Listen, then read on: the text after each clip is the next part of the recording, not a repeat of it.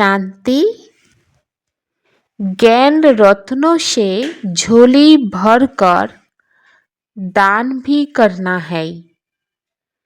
जितना दूसरों को रास्ता बताएंगे उतना आशीर्वाद मिलेगी। জ্ঞান রত্ন দিয়ে ঝোলিকে ভরপুর করে দান করতে হবে। যত অন্য আত্মাকে রাস্তা বলবে ততই আশীর্বাদ মিলবে। বাচ্চাদের এটা নিশ্চিত রূপে স্মরণে রাখতে হবে যে শিব বাবা আমাদেরকে পড়ান। শিব বাবা পতিত পাবন সদ্গতি দাতা। সদ্গতি অর্থাৎ স্বর্গে রাজত্ব দেন। বাবা কত মিষ্টি, কত ভালোবাসার সাথে বাচ্চাদের পড়ান। বাবা দাদার মাধ্যমে আমাকে পড়াচ্ছে, তো কত ভালোবাসেন, কোনো কষ্ট দেন না। শুধুমাত্র এটা বলেন যে আমাকে স্মরণ করো আর চক্রকে স্মরণ করো। তো বাবার স্মরণে বুদ্ধি পুরোপুরি স্থির হয়ে যাওয়া উচিত, অর্থাৎ শীতল হয়ে যাওয়া উচিত। বারবার এক বাবার স্মরণেই আন্তরিক চাপ তৈরি হওয়া উচিত। কেননা বাবার থেকে কত গুরুত্বপূর্ণ উত্তরাধিকারী প্রাপ্ত হয়।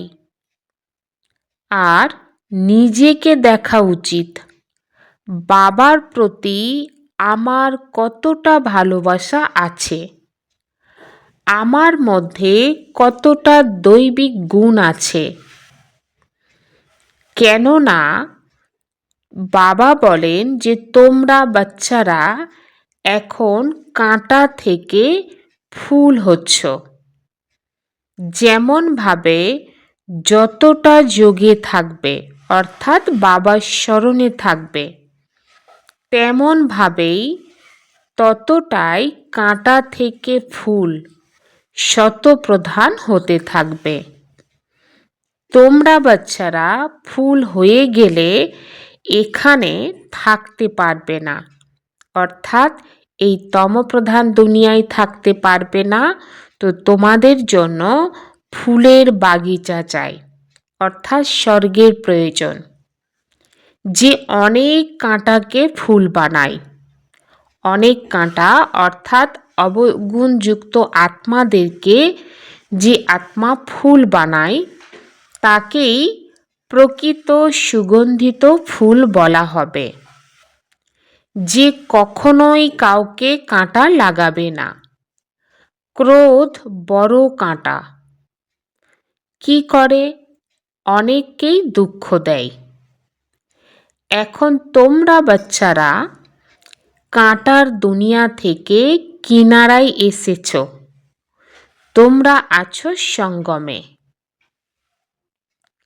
মালি যেমন ফুল তুলে আলাদা করে পাত্রে রাখে, তেমনি তোমরা সব ফুল এখন সঙ্গম যুগী পাত্রে আলাদাভাবে রাখা আছো।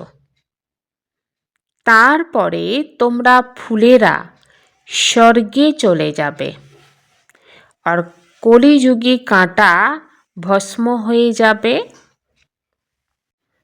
तो मीठे बच्चे जानते हैं पारलौकिक बाप से हमको अविनाशी वर्षा मिलता है। जो सच्चे सच्चे बच्चे हैं जिनका बाप दादा से पूरा लाभ है, उनको बड़ी खुशी रहेगी हम विश्व का मालिक बनते हैं। मिष्टी बच्चारा जाने পারলৌকিক বাবার থেকে আমাদের অবিনাশী উত্তরাধিকারী প্রাপ্ত হয়, যারা সত্যিকারের বাচ্চা, যাদের বাপ দাদার প্রতি পুরো লাভ আছে। সত্যিকারের বাচ্চা মানে বাপ দাদার প্রতি পুরোপুরি ভালোবাসা আছে, তবেই বোঝা যাবে যে এরা সত্যিকারের বাচ্চা। তাদের অনেক খুশি থাকবে। আমরা বিশ্বের মালিক হই। হ্যাঁ, পুরুষার্থের মাধ্যমেই বিশ্বের মালিক হওয়া যায়, কেবল কথাই নয়। যে অনন্য বাচ্চারা আছে তাদের সর্বদাই এটা স্মরণে থাকবে। কি স্মরণে থাকবে? যে আমরা আমাদের জন্য পুনরায় সেই সূর্যবংশী চন্দ্রবংশী রাজ্য স্থাপন করছি। এর জন্য বাবা বলেন, মিষ্টি বাচ্চারা, তোমরা যত অনেকের কল্যাণ করবে তোমাদের ততই পুরস্কার প্রাপ্ত হবে। অর্থাৎ অনেক আত্মার ভাগ্য তৈরি করে দিতে হবে, অনেককেই রাস্তা বলে দেবে, তো অনেকের আশীর্বাদ লাভ হবে না। আর জ্ঞান রত্নের ঝুলি ভরে আবার তার দান করতে হবে। জ্ঞানরূপী যে রত্ন ঝুলিতে ভরবে শুধুমাত্র নিজের জন্য না, সেটাও কিন্তু অনেক আত্মাকে দান করতে হবে, ভাগ্য বানিয়ে দিতে হবে। তারাই সবার প্রিয় হয়। বাচ্চাদের ভেতরে কত খুশি থাকা উচিত। যারা সেন্সিবল বাচ্চা হবে তারা তো বলবে, বাবার থেকে আমরা সম্পূর্ণ উত্তরাধিকারী নেব। কার থেকে নেবে? বাবার থেকে। তো পুরোপুরি দৃঢ় সংলগ্ন হয়ে থাকবে। বাবার প্রতি অনেক ভালোবাসা থাকবে, কেননা তারা জানে যে জীবনদাতা বাবাকে তারা খুঁজে পেয়েছে, যে বাবা জীবন দান দিয়েছে। জ্ঞানের বরদান এমনভাবে দিয়ে থাকেন যাতে কি থেকে কি হয়ে যায়। তো আমরা ইনসলভেন্ট থেকে সালভেন্ট হয়ে যাই। ভান্ডার এত পরিপূর্ণ করে দেন। তো কিভাবে পরিপূর্ণ করে দেয়? এটাই, এইভাবে বাবাকে যত স্মরণ করবে সেইভাবেই পরিপূর্ণ হবে, ততই লাভ থাকবে, চেষ্টা হবে। ছুঁচ যদি পরিষ্কার হয় তবে চুম্বকের টানে চলে যায়। তো মরচে থাকলে চুম্বক টানতেও পারবে না, টানে যেতেও পারবে না। তো বাবার স্মরণের মাধ্যমে জং বের হয়ে যায়। এক বাবা ব্যতীত আর কেউ যেন স্মরণে না আসে। তো বুদ্ধির পুরুষার্থ। তো বাবার স্মরণ থাকতে হবে, বুদ্ধিতে বারবার বাবার স্মরণ আসবে। বাবার স্মরণ ছাড়া অন্য কিছু যেন স্মরণে না আসে। बाप समझाते हैं, मीठे बच्चे अब गफलत मत करो, सदर्शन चक्रधारी बनो, लाइट हाउस बनो। सदर्शन चक्रधारी बनने की प्रैक्टिस अच्छी हो जाएगी तो फिर तुम जैसे ज्ञान का सागर हो जाएंगे। जैसे स्टूडेंट पढ़कर टीचर बन जाते हैं ना, तो तुम्हारा धंधा ही यो है। বাবা বোঝান, মিষ্টি বাচ্চারা, এখন গাফলতি করো না, সদর্শন চক্রধারী হও, লাইট হাউস হও। সদর্শন চক্রধারী হওয়ার প্র্যাকটিস ভালো হয়ে যাবে, তখন তোমরা জ্ঞানের সাগরের মতন হয়ে যাবে। যেমন পড়াশোনা করে স্টুডেন্ট টিচার হয়ে যায়, তাই না? তো তোমাদের কারবার এটাই, সবাইকে সদর্শন চক্রধারী বানাও, তবেই চক্রবর্তী রাজা রানী হবে। সেই জন্য বাবা সর্বদাই বাচ্চাদের জিজ্ঞাসা করেন, এটাই জিজ্ঞাসা করেন যে সুদর্শন চক্রধারী হয়েছ? বাবা সুদর্শন চক্রধারী তো না, বাবা এসেছেন তোমরা সব মিষ্টি বাচ্চাকে ফিরিয়ে নিয়ে যেতে। তোমরা বাচ্চারা ব্যতীত আমার যেন অস্বস্তি লাগে। যখন সময় আসে তখন অস্বস্তিকর হয়ে যায়। ব্যাস, এখন আমি যাব। বাচ্চারা অনেক আর্ত চিৎকার করে, অনেক দুঃখী তারা। তো দয়া আসে বাবার। তো এখন তোমরা সব বাচ্চাকে গৃহে ফিরে যেতে হবে। তারপর সেখান থেকে তোমরা নিজে থেকেই চলে যাবে সুখধাম অর্থাৎ সত্যযুগে। সেখানে আমি তোমাদের সাথী হব না। নিজের অবস্থা অনুসারে তোমাদের আত্মা চলে যাবে। তো তোমরা বাচ্চারা বাবার স্মরণে যত থাকবে ততই অন্যকে বোঝানোর ক্ষেত্রে প্রভাব পড়বে। তোমাদের বলা অধিক হওয়া উচিত নয়। তোমরা আত্ম অভিমানী, সামান্য বোঝাবে তো তীর লাগবে। বাবা বলেন বাচ্চারা যা অতিবাহিত হয়েছে তা অতীত। এখন আগে নিজেকে পরিবর্তন করো। নিজেরা স্মরণ করবে না, অন্যকে বলতে থাকবে এরকম ঠক চলতে পারে না। তোমাদের অন্তরে অবশ্যই বিবেক দংশন হবে। বাবার প্রতি যদি পুরো লাভ না থাকে তো তারা শ্রীমতে চলে না। অর্থাৎ যে বাচ্চার বাবার প্রতি পুরোপুরি ভালোবাসা না থাকে, তো বাবা বলেন সেই বাচ্চা তো জ্ঞান শুনবে, হ্যাঁ শুনতে হয়, শুনবে। মনে হবে এটা হচ্ছে একটা কাজ, মানে এটা শুনে নিলাম মানে একটা কাজ শেষ হলো, তা কিন্তু না। এটা পড়াশোনা, এই পড়াশোনার আধারে আমার জীবন অনেক উন্নত হবে।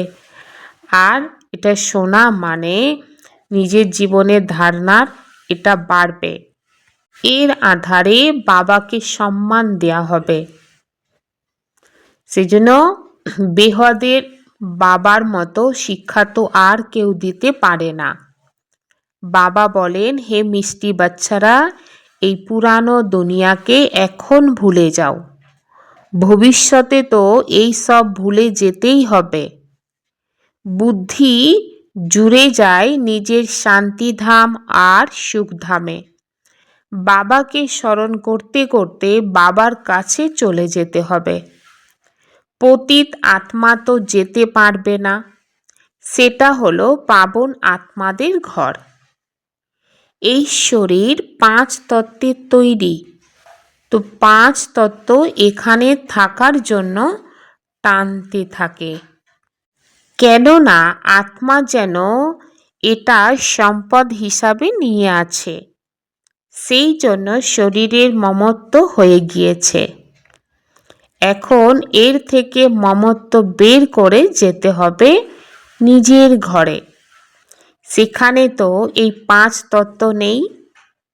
সত্যযুগে শরীরও যোগ বলের মাধ্যমেই তৈরি হয়।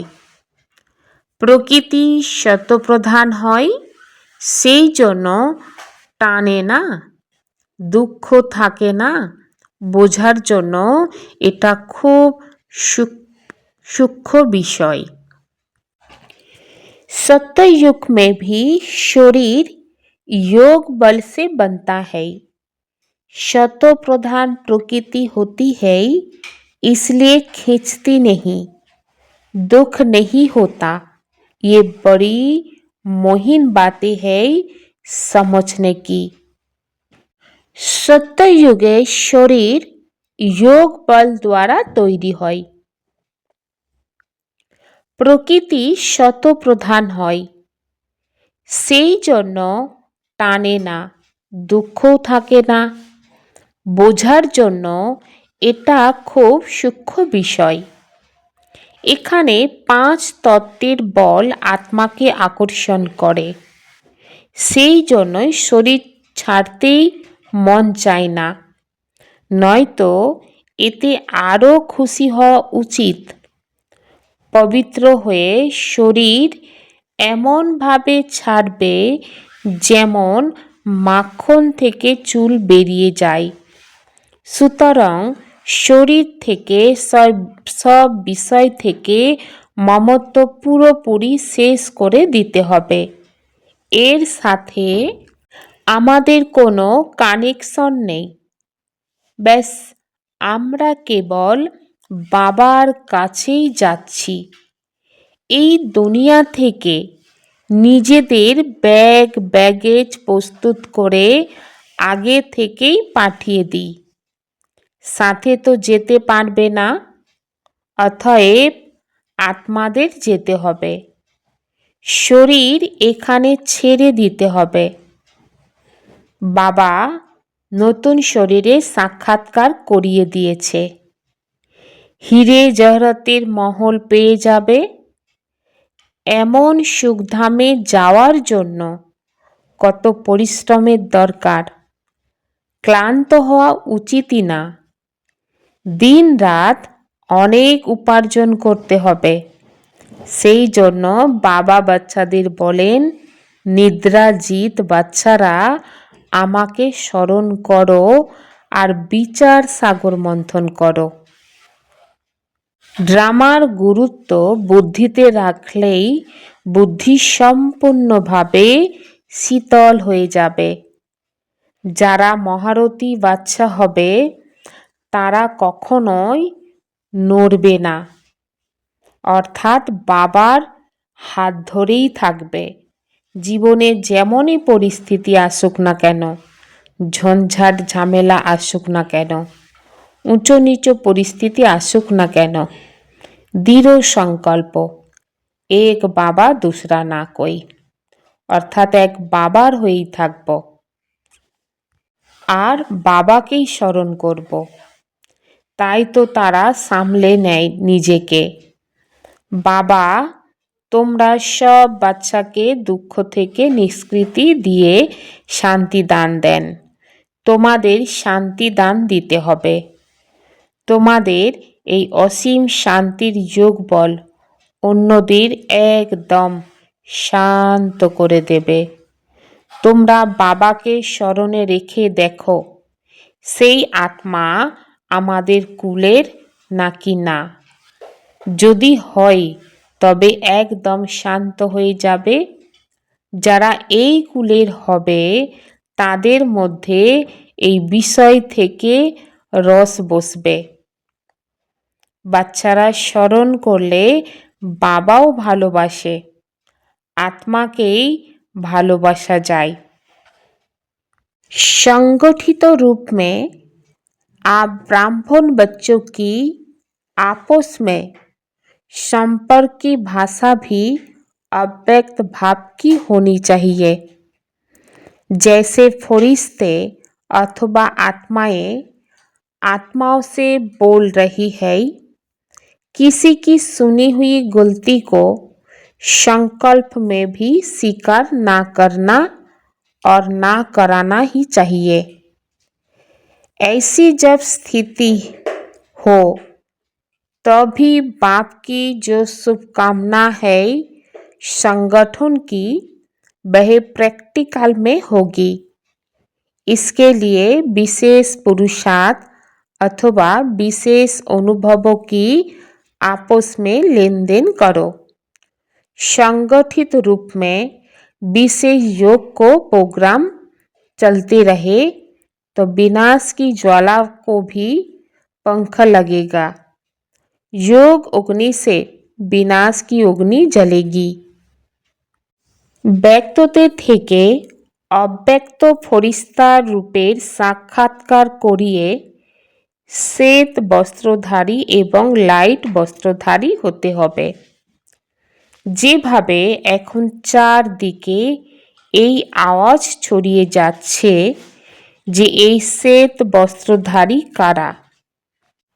সংগঠিত রূপে তোমরা ব্রাহ্মণ বাচ্চাদের নিজেদের সম্পর্কের ভাষা অব্যক্তভাবে হওয়ার দরকার, যেন ফরিস্তারা ফরিস্তাদের সাথে বা আত্মারা আত্মাদের সাথে কথা বলছে। কারোর ভুল সম্পর্কে শুনে সংকল্পেতেও স্বীকার না করা এবং স্বীকার না করানো উচিত। এরকম স্থিতি যখন হবে তখন বাবার যে শুভকামনা রয়েছে সংগঠনে তা প্র্যাকটিক্যালি হবে। তার জন্য বিশেষ পুরুষার্থ অথবা নিজেদের মধ্যে বিশেষ অনুভবের লেনদেন করতে হবে। সংগঠিত রূপে বিশেষ যোগের প্রোগ্রাম থাকলে বিনাশ জ্বালা জ্বলে উঠবে। যোগ অগ্নির মাধ্যমে বিনাশের অগ্নি জ্বলবে। যেভাবে এখন চতুর্দিকে ফরিস্তা রূপে সাক্ষাৎকার করা, একে বলা হয়ে থাকে ডবল সেবার রূপ। মেঘ যেমন চতুর্দিকে ছেয়ে যায়, ঠিক যেভাবে ফরিস্তা রূপে উদ্ভাসিত হয়, তারা যেখানেই দেখবে সেখানেই ফরিস্তাই যেন নজরে আসে। এটা তখন হবে যখন শরীর থেকে ডিটাচ হয়ে আন্তঃবাহক শরীর দ্বারা চক্র লাগানোর অভ্যাসী হবে, तो मनसा पावरफुल হবে। व्यक्त में रहते अव्यक्त फरिश्ता रूप का साक्षात्कार कराने वाले सर्वगुणों व सर्वशक्तियों के अधिकारी बनने के लिए आज्ञाकारी बनो। सर्वगुण এবং সর্বশক্তির অধিকারী হওয়ার জন্য আজ্ঞাকারী হতে হবে। জীবন বন্ধন থেকে জীবন মুক্ত স্থিতির অনুভব করতে হবে। বাবা যেমন সর্বদাই স্বতন্ত্র, তেমন বাবার সমান হও। বাপ দাদা এখন বাচ্চাদের পরতন্ত্র দেখতে পারে না। যদি নিজেকে স্বতন্ত্র না করতে পারো, নিজের দুর্বলতার ভূপতি হতে থাকো, তবে বিশ্ব পরিবর্তন কিভাবে হবে? এখন এই স্মৃতিকে বাড়াতে হবে, আমি মাস্টার সর্বশক্তিমান। এর মাধ্যমে সহজেই সব খাঁচা বা বন্ধন থেকে মুক্ত, উড়ন্ত বিহঙ্গ হয়ে যাবে। ওম শান্তি।